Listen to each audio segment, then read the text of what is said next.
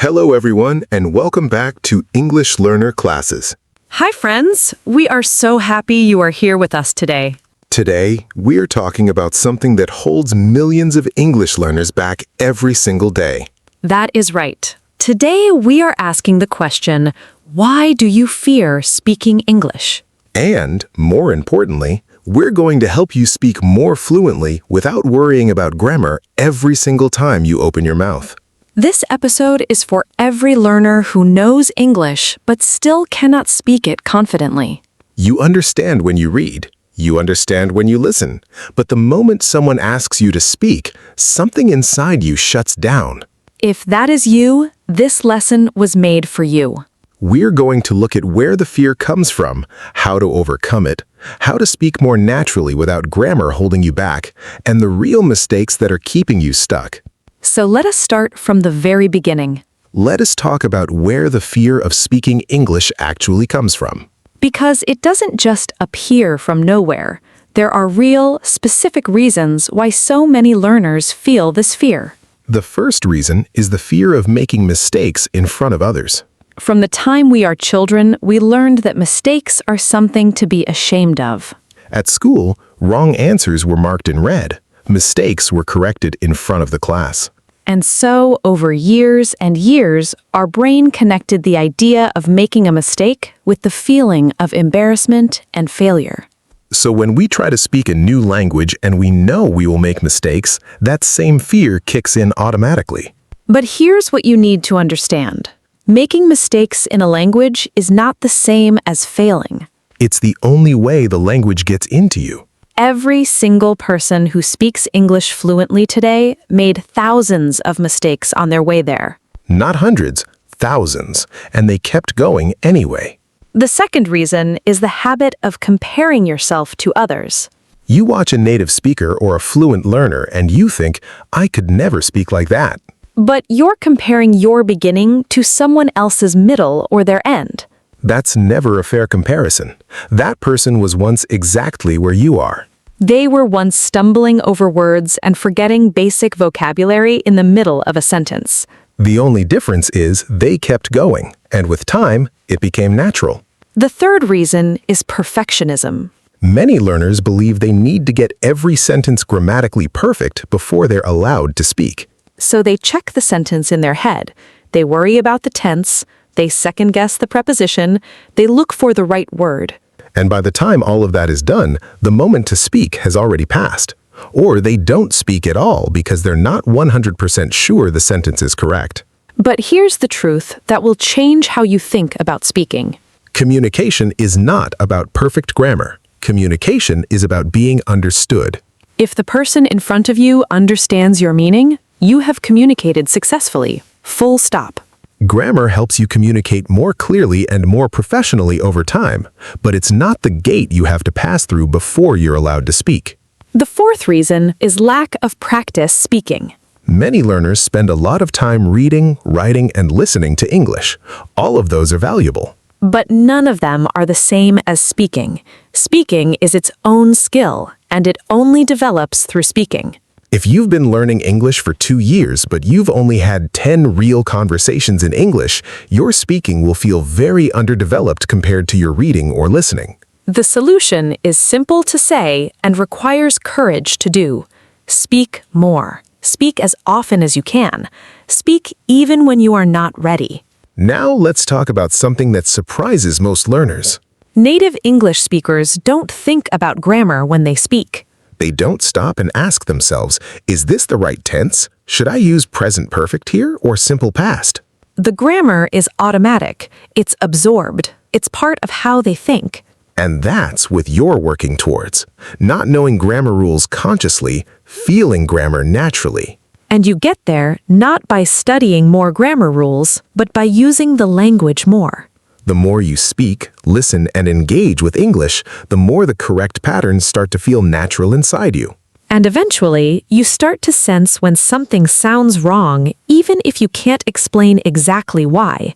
That sense is your grammar developing naturally through exposure and practice. So how do you start speaking without letting grammar stop you? Step 1 is to give yourself permission to be imperfect. Say this to yourself before any English conversation. I'm allowed to make mistakes. Mistakes are how I grow. When you take the pressure off perfection, your brain relaxes. And when your brain relaxes, the words come more easily. Step 2 is to use what you know, not what you think you should know. Many learners try to construct complicated sentences because they think simple sentences sound uneducated. But simple, clear sentences are far more impressive than complicated, broken ones. I want to visit Japan because I love the culture and the food. That's a perfect sentence. It's simple, it's clear, and it communicates the idea completely. There's absolutely no need to say, "It is my sincere aspiration to undertake a journey to Japan, owing to my profound appreciation of its cultural heritage and culinary traditions." Unless you're writing a formal essay, simple is always better in real conversation. Step 3 is to use filler phrases to buy yourself time. Even native English speakers don't know exactly what they're going to say every moment.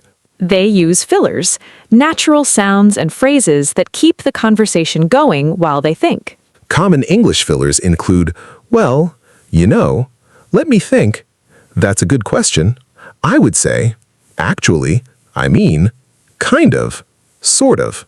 These are not signs of weakness. They are a completely normal part of natural speech. Using them correctly makes your speech sound more natural and gives you a second or two to organize your thoughts. Step 4 is to prepare phrases for common situations, not full sentences. You can't prepare for every possible conversation, but you can prepare for common situations. Meeting someone new, ordering at a restaurant, asking for directions, talking about your work, sharing your opinion on a topic. For each of these situations, learn a set of ready phrases that you can use without thinking. When the situation comes up, the phrases are already there. You don't need to construct them from scratch. That preparation takes a lot of the pressure off in the moment. Step 5 is to focus on the other person, not on yourself. When you're so focused on your own English, your own grammar, your own pronunciation, you become trapped inside your own head. But real conversation is about connection. It's about the person in front of you. Focus on what they're saying. Focus on understanding them. Focus on responding to their meaning. When you shift your attention outward to the other person, you stop monitoring yourself so intensely, and the words start to come more naturally. This is one of the most powerful shifts you can make as a speaker. Now, let us look at some useful vocabulary that fluent speakers use in everyday conversation. The phrase, to get the hang of something. This means to gradually become better at something through practice. At first, speaking in English felt very strange, but I am starting to get the hang of it. The phrase, to go blank. This means that your mind suddenly becomes empty and you cannot think of what to say. I went completely blank in the middle of the sentence, and I had to start again. The phrase, to find the right words. This means to think of the words you need to express your idea. Sometimes I know what I want to say, but I cannot find the right words in English. The phrase, to speak your mind. This means to say what you are truly thinking without holding back.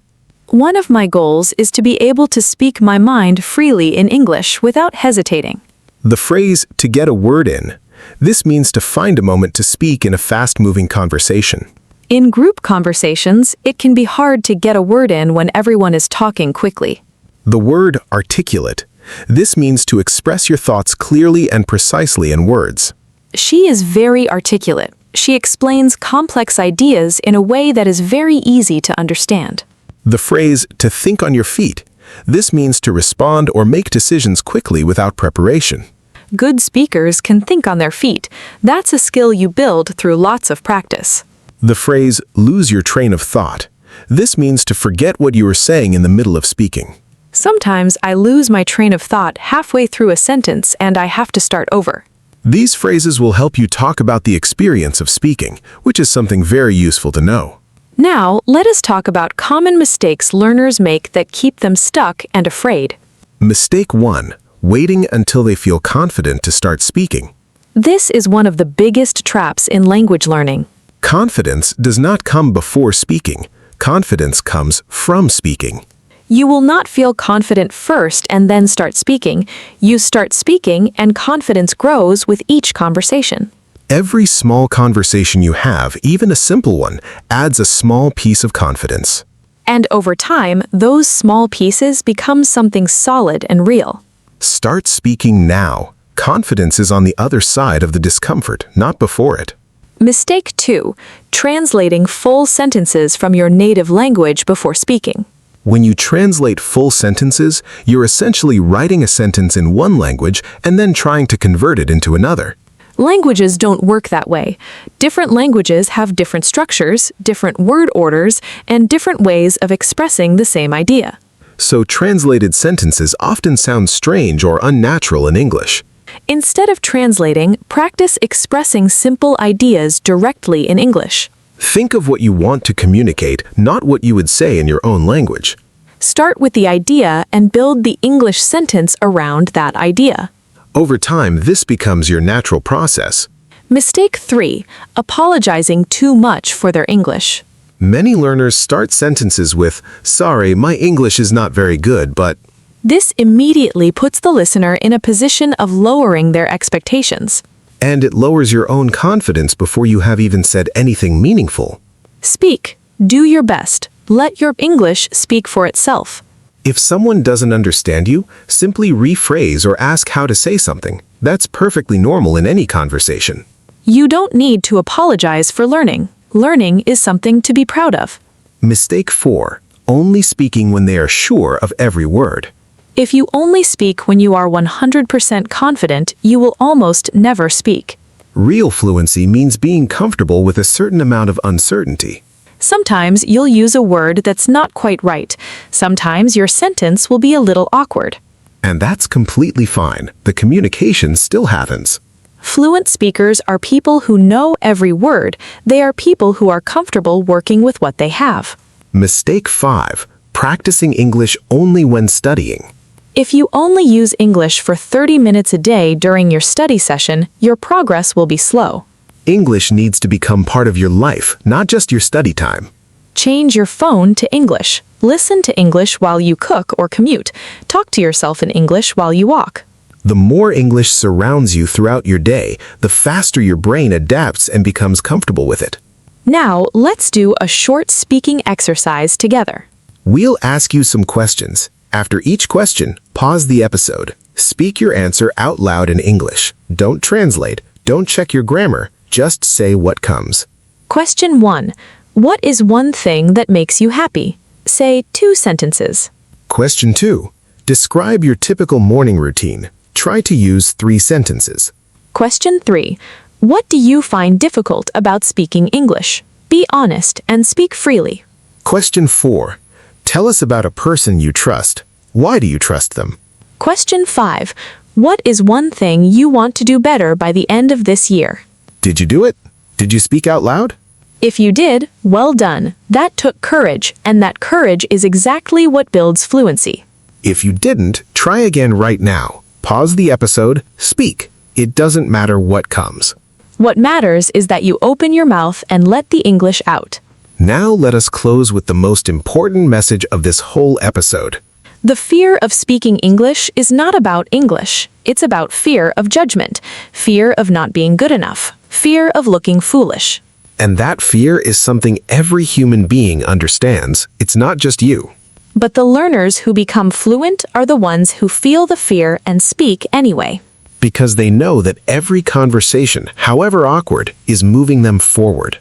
And every conversation you avoid is keeping you exactly where you are. You have worked hard to learn English. You deserve to use it.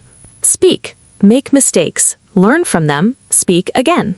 That's the whole process, and it works every single time. Thank you so much for watching English Learner Classes today.